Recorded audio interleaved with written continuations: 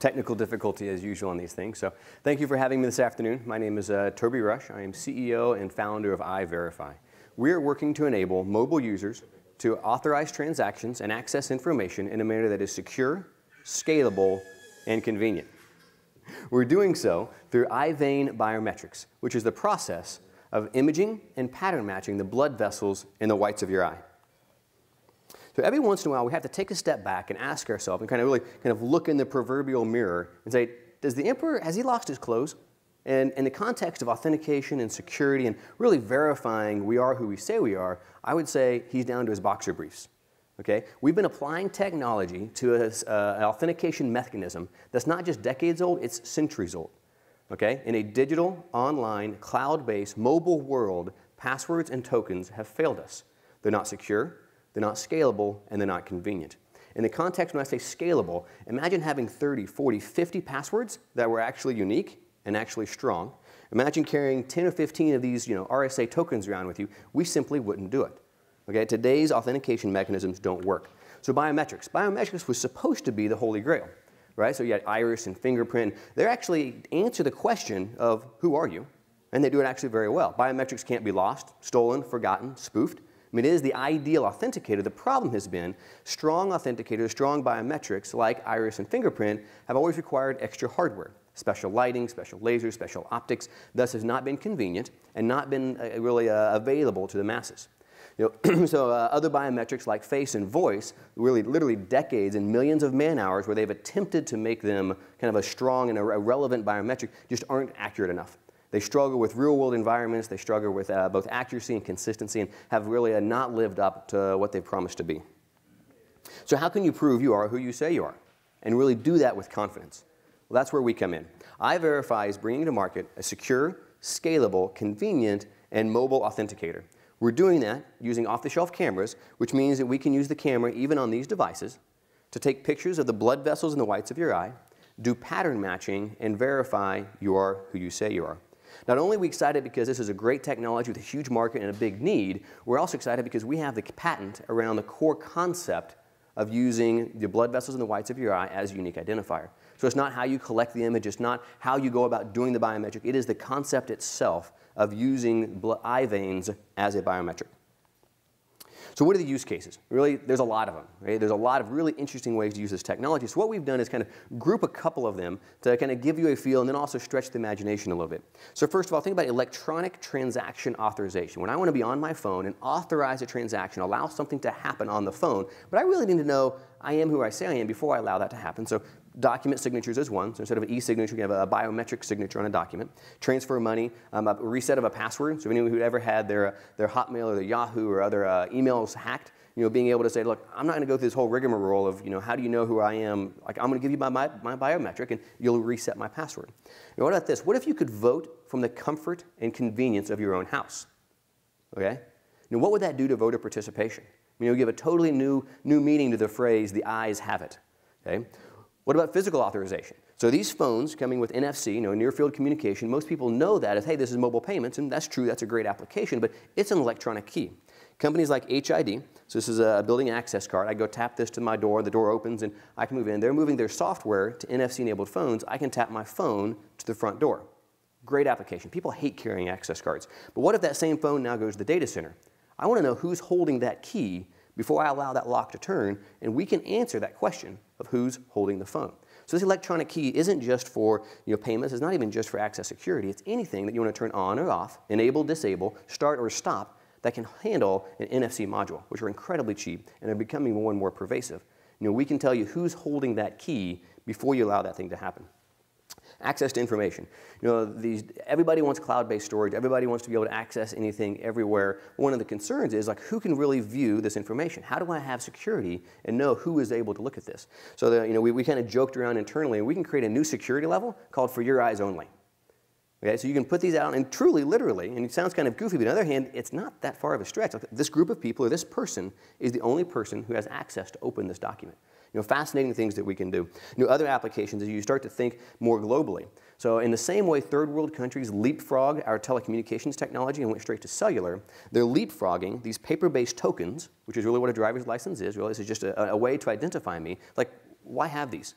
You know, as these cell phones become more and more pervasive and cheap and everywhere, and they all have cameras that can be used to capture a biometric that's easy, it's digital, it's convenient, it's all there. They're actually skipping paper-based tokens altogether. And really the third world countries have some very interesting applications for this technology.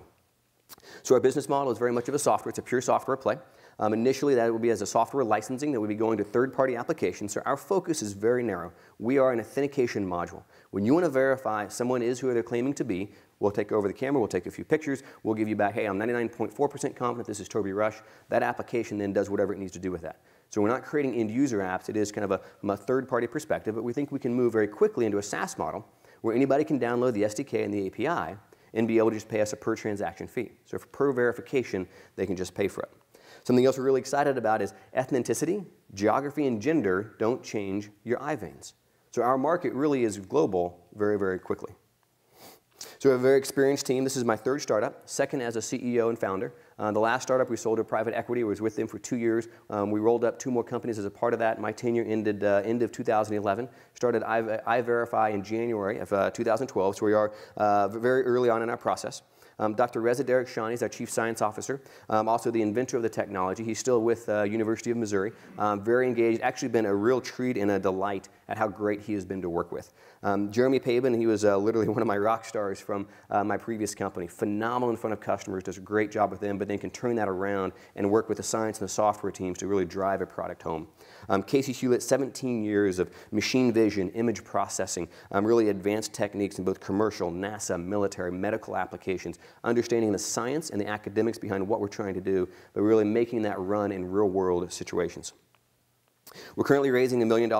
We have $550,000 of that committed to date. You see the use of funds or what we're trying to do with that $1 million.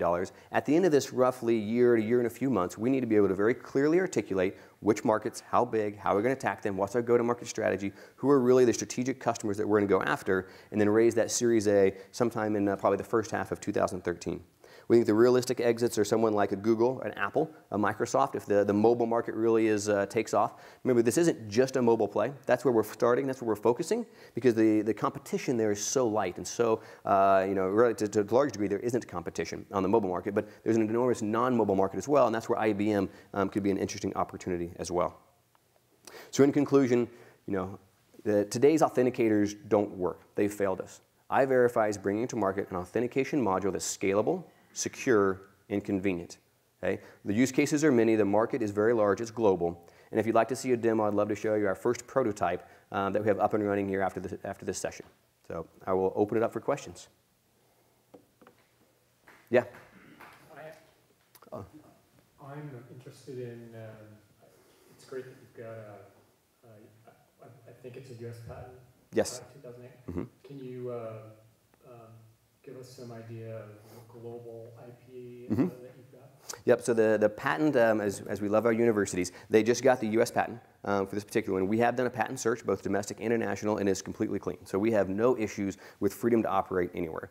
We do have some additional IP that we're getting ready to file, and this is more on the approach and how we're doing it. So the patent on the core concept has been closed. There's no continuations. We can't take it further. But there are some additional things that we're, again, because we're the first ones doing this, we're learning a lot, and we do think there are going to be additional patents, which of course will carry international. So there's nothing blocking, but the core patent is just for the US. And which IP law firm are you using? It was a group out of Omaha called Advent IP. Okay. Yeah, it's an IP house. Any other questions for Tony?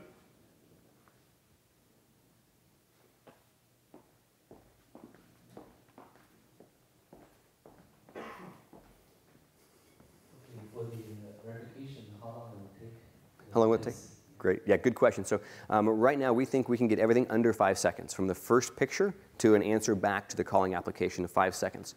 So part of that reasoning is, one, is reasonably what can we think we can get to? Then the other is, what would it take to actually enter a 10-digit strong password on a mobile phone? It's about 5 seconds. So the idea is we can't take any longer. So usability we know is key, right? So making it easy to use on the phone.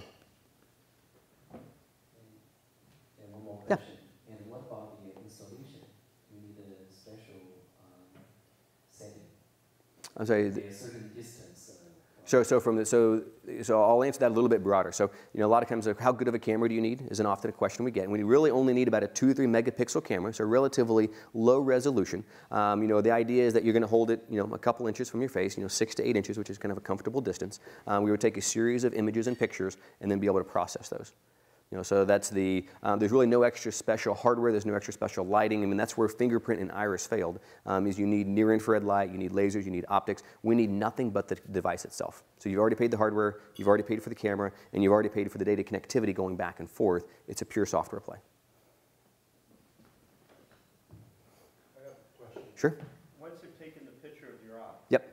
And that gets sent, can I take other pictures and send them as well? So for example, if I took a picture of a bar scan or something at a specific place, so that not only my location be recognized Sure. as well as me, so I could complete a transaction by verifying I'm at that location. Sure, there's a lot of ways. So you can. That's not going to be our business model. So we're trying to stay focused on the verification. So if somebody wants to come in and create an application where you're tying in GPS or kind of that location coordinates and something else, absolutely. From a company perspective, we're really just focusing on the verification. And then, of course, we're letting go of the camera. So if they wanted to then, as a follow-up step, turn the camera and take a picture of something else, absolutely.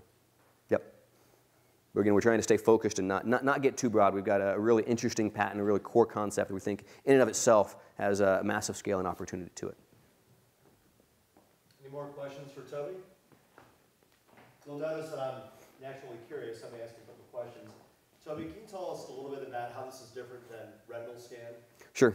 So the eye is an interesting thing. It is the only exposed organ on our body.